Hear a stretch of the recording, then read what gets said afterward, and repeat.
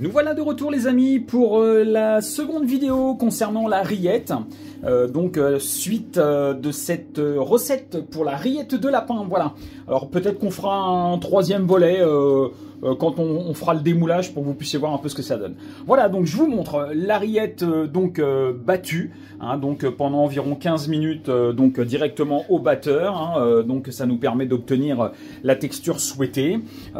J'y ai intégré donc tous les aromates qui étaient nécessaires et ensuite je vais la mettre en moule. Alors si vous voulez faire des petits moules indépendants pour offrir par exemple, vous voyez moi j'utilise même des anciens réceptacles de beurre pour pouvoir faire des petits pains de rillettes, et puis ensuite je vais faire des gros pains de rillettes. Voilà, à ce stade là je pourrais également aussi la mettre dans des petits bocaux et puis la stériliser, hein, de façon à pouvoir les conserver à plus longue durée. Voilà, donc là aujourd'hui on fait des préparations qui sont donc des préparations qui seront consommables dans les 10 prochains jours. C'est pas des choses qu'on va conserver très très longtemps.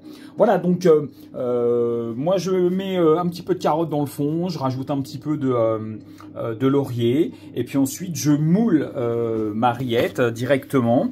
Alors je vais essayer de vous montrer pour que vous puissiez voir un peu la texture. Donc vous voyez, elle est vraiment très très souple, très très molle. Donc après on va la remettre au frigo pour qu'elle puisse se raffermir un petit peu et qu'on puisse la démouler. Voilà. Alors à ce stade-là, il faut absolument pas hésiter, hein, à la goûter pour voir si elle est assez salée. Bon, normalement, si on respecte les doses, on n'est plutôt pas trop mal. Voilà. Alors c'est pareil, comme je le dis souvent, même quand on m'en achète ou quand j'en offre, je dis c'est fait artisanalement, à la main. Il n'est jamais exclu dans une petite rillette comme ça qu'un petit croquant, une petite vertèbre soit passée au travers. Donc attention toujours, hein, quand on consomme, de pas se péter une dent si on tombe sur une petite vertèbre. Voilà. En général, je fais attention, mais ça peut arriver. Ça m'est déjà arrivé plusieurs fois. Hein, quand je moule également, à ce stade-là, une fois qu'elle est battue, je l'étale bien comme ça pour voir si effectivement, je vois pas apparaître un petit os qui aurait échappé, ou alors des fois même un petit cartilage, ça peut arriver, hein, qui serait passé au travers. Voilà, alors c'est pas bien méchant, hein, ça retire absolument rien à la qualité de la rillette. C'est juste un petit peu dérangeant au moment de la consommer. Voilà, alors c'est ce que je cherchais, à essayer de vous en trouver un. Voilà, par exemple, vous voyez, très typiquement, un petit bout de cartilage comme ça, qui a pu passer au travers.